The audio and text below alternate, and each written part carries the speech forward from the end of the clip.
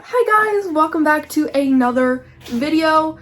Please excuse how I look. I just got back from a dog walk and I had some time, so I figured might as well film the video today instead of another day and get ready because I have the time right now, so why not? So as you can tell by the title of the video, my bearded dragon has hit puberty. Here we are in front of his cage. He's right there. So that's him. He's pretty calm right now, but I have a story to tell about the time he wasn't that calm. So how I found out he was in puberty was I came home one day from the gym and he had a really black beard, which is totally normal during puberty. I've looked into it. Most bearded dragons go into puberty between 8 and 18 months, I think it said. So both boys and girls go through it from my research. Please do your own research if you're interested in your bearded dragon going through puberty. But their signs are extreme aggression. They even have heightened senses, so they might not even like your perfume and be angry at you. They're aggressive, head bobbing, like ready to fight, being territorial, all that fun stuff. Even if, you know, Flick was a pretty good, cuddly, nice boy before, but now he hit puberty, and of course it goes away. It can last up to 6 months, I believe, in some cases. He's more calm now because I am not touching him. I'm not messing around or holding him like before I used to, and he was okay with it and he was chill with it. But yeah, I came home. He had a black beard.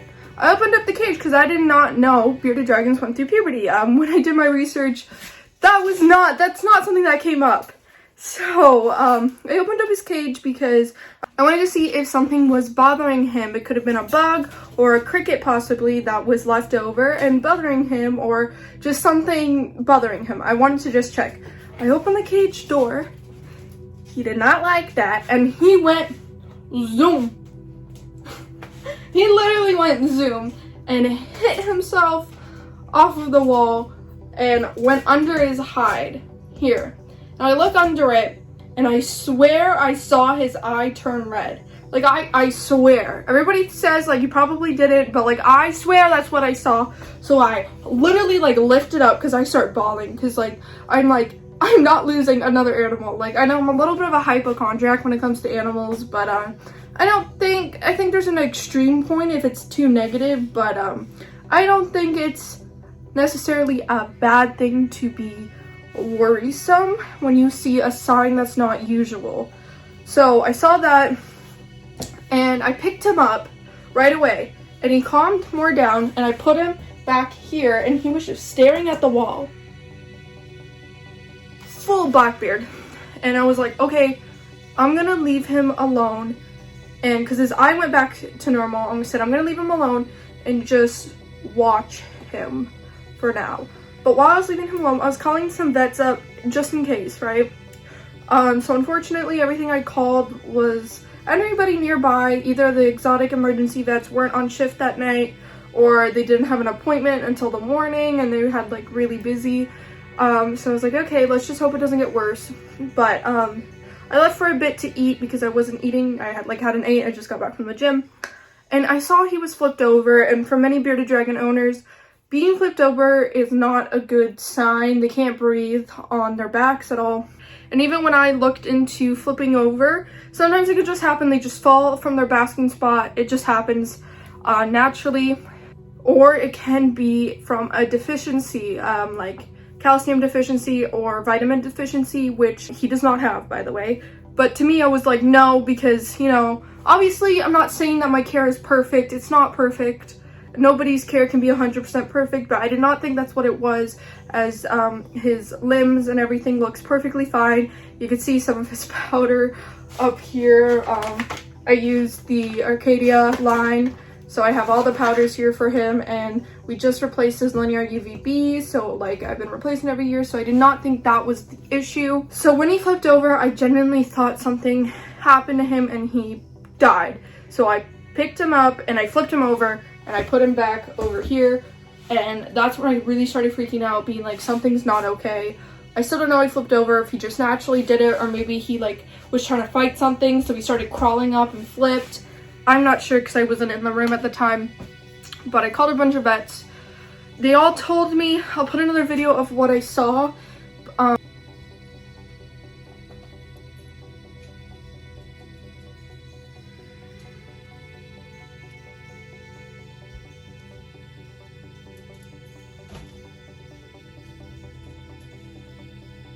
But basically his head bobbing, like with his jaw, we learned it basically means he's wanting to fight. He's ready to fight and all that. So I feel bad. I wasn't trying to bother him, but I just wanted to make sure he was okay.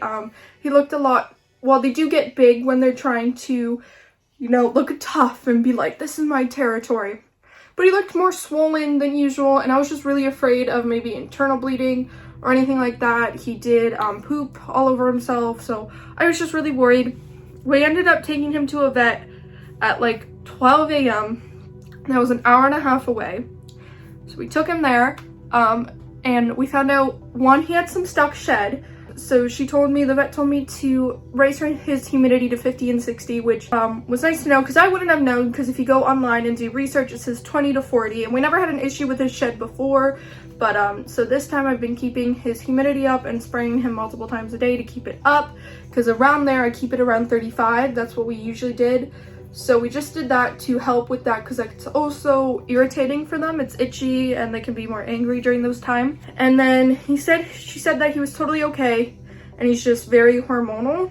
So that was obviously a relief for me that he was a-okay, because I genuinely did not think he was going to survive, and it was a very scary experience for me. But I'm glad he's okay. So she told us just to bring him home, leave him alone, don't touch him, nothing. So that's what we've been doing. So he's just been being left alone. I've been trying to, he likes me when I have food, basically, at this point. So I've been doing a little bit of hand feeding with him, just to I'm not planning on touching him or anything during this period until he calms down, but just to like make him like me a little bit more. But yeah, that's how Flick gave me a big hospital scare, and I thought he was gone forever, and I was blaming myself over and over again, but he's okay now. But yeah, I had no idea bearded dragons go through puberty at all. Of course, this is my first reptile, and I knew like of iguanas going through puberty and stuff like that, but I did not know about bearded dragons. But yeah, if your bearded dragon is all of a sudden acting very aggressive or just very out of the ordinary, obviously go to a vet, make sure everything's okay. But he honestly might just be going through puberty like little Flick is. But I'm glad that we did take him to the vet. It was also time for him to have a checkup anyway. You know, around this time I like to bring him to the vet to make sure he is all good, as around this time is last year he went into brumation. He might be going into brumation again this year. It's all up to him. I have noticed he's been hiding here a lot. I will also insert some more videos there. But he's been hiding a lot around here, so I'm sorry for the tapping. I'm sorry. He's like, what are you doing?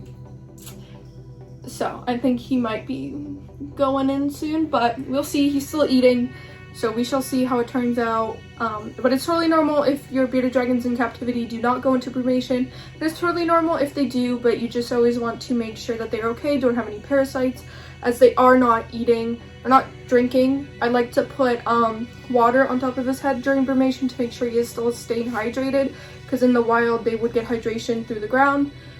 So just to make sure he's a-okay that way.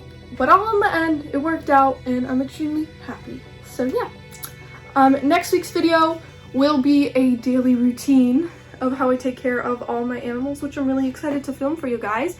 But yeah, I'll see you guys all next week. I hope you guys all have an amazing day or night, wherever you guys are. Goodbye.